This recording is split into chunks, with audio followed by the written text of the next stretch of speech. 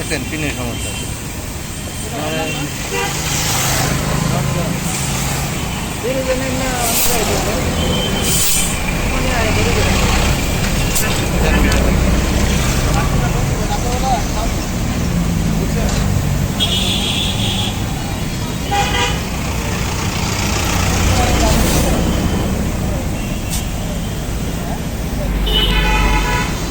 আর এক উঠবে 33 হবে 33।